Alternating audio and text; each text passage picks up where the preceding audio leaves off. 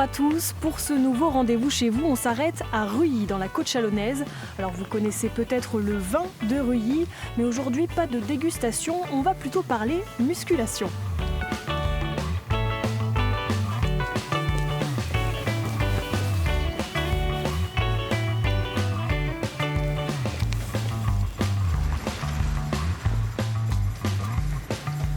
Encore un peu, on monte, on descend. Le front au sol, respiration. Fermez les yeux, pensez à rien, vous juste à bien vous agrandir. Bonjour mesdames.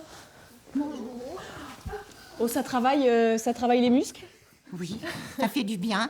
Ça entretient physiquement. Attention, bien relâcher En plus, il y a une excellente ambiance. On va faire des étirements. On a une prof super sympa. La jambe bien tendue. Vous avez pas trop de courbatures le lendemain? Non, ça Non, va. ça va? Non, non. ça Vous va. avez l'habitude, c'est pour ça.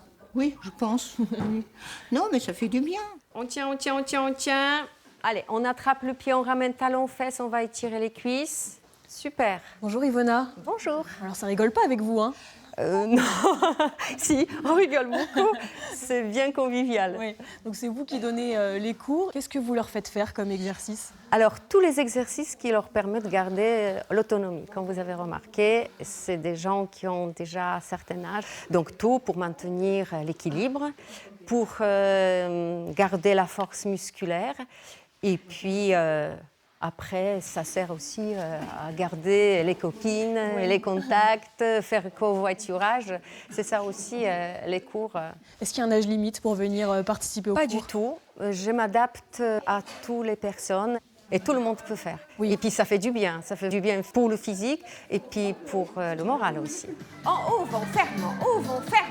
Occupe tout l'espace, sollicitez votre équilibre. Un peu de sourire.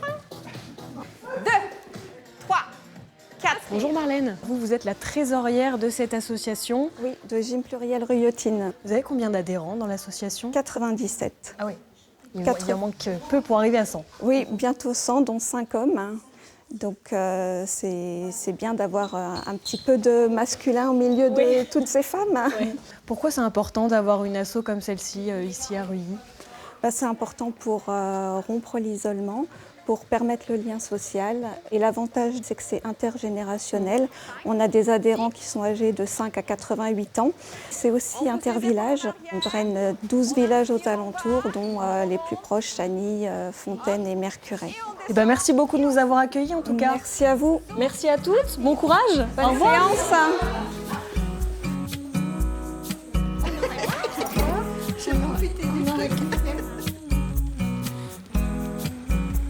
Pour la suite de la visite, on a rendez-vous chez David, il est ferronnier d'art et il a installé son atelier dans son garage. Voilà, tu reprends ta pièce et puis tu regardes quelques cotes pour voir où on en est. Bonjour, C'est vous David? c'est de moi, tout à fait.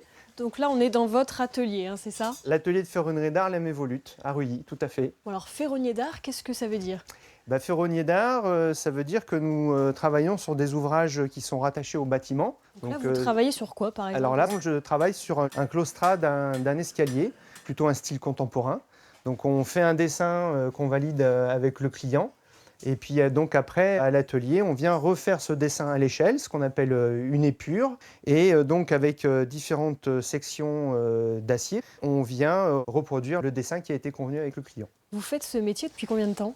Alors j'ai créé l'Aime Volute en novembre 2019, après avoir m'être formé dans une école de ferronnerie d'art. Vous n'étiez pas du tout dans le milieu avant? J'étais pas du tout dans ce milieu-là, c'est une reconversion professionnelle. Avant, j'étais directeur commercial dans l'industrie. Oui, donc rien à voir. Voilà, mais petit-fils d'artisan, fils d'artisan, on a peut-être ça dans l'ADN. Et donc maintenant vous formez aussi des stagiaires, c'est ça, comme Laurent qu'on voit derrière nous? Voilà, tout à fait. Soit ils viennent s'initier à la ferronnerie d'art, soit ils viennent s'essayer à ce qu'on appelle la forge coutelière, c'est-à-dire ils forgent leur propre couteau. Oui, donc là vous essayez Laurent de fabriquer un couteau qui va ressembler à ça. Je vais essayer. C'était pour un anniversaire, donc on m'a offert la prestation. Vous travaillez dans quel milieu? Informatique, Donc oui, rien à voir non plus. non plus. Et ça va, c'est pas trop physique? Si, Vous avez des courbatures? pour l'instant ça va, c'est le premier jour.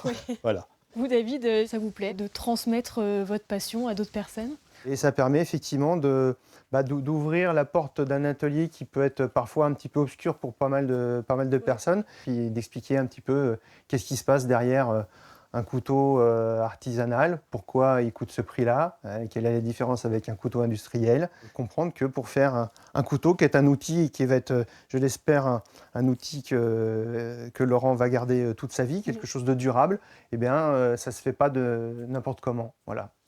Bon, je crois que vous avez encore un petit peu de travail, Laurent. Oui.